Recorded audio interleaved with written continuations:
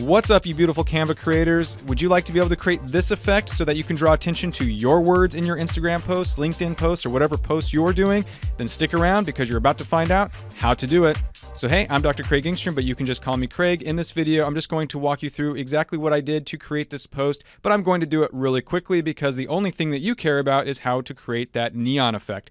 So I added some text, I added a photo. These are Salukis, which is the mascot of the university. They're puppies. Anyway, I removed the background. I just found the image under photos, add some more text, and I added a logo, and that's all I have. These are all separate elements though. In order to create the effect that you want though, you're going to then download as a PNG for highest quality that image. You're likely only going to have one page at this point, so you'll just be able to click download, but I'll just go ahead and hit page 1 and click download. Once it's downloaded, I'm going to upload it into my images. I have a video link in the description how to really get images quickly into Canva. In any case, just for illustration purposes, I'm going to go ahead and create a new page here, and I'm just going to drop that in so that it's a background. That's really key here. You want it to be a background.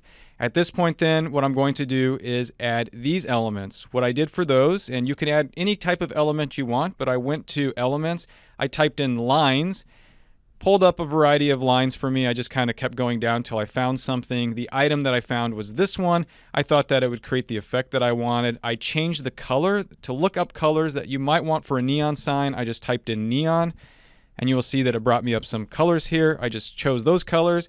After I chose one of the colors, I just clicked Control D, duplicated that, kind of got it close together, and then I changed the color for that one. If you want, you can add a little transparency. As you can see, I did that as well.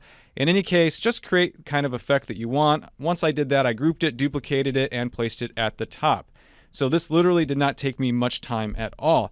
Now the final step is to add some animation. You can already see that I've added neon. Up here you would have animation if there was no animation added. I clicked neon. You can change it to whatever you want. For example, if you want stomp, you could do that for sure. Neon, I thought, would create the effect that I want. And that is it. The key here, right, because this back is an image, that's the only thing that is moving. I changed it to 2 seconds because I wanted it to keep looping at a very short iteration on Instagram. I went to download it as a GIF, however you pronounce it, or an MP4 video, and that is it. So hey, did you find this video helpful? If you did, be sure to subscribe or like it. I hope that I'll see you watching another video very soon. Until then, I hope that you have a wonderful day.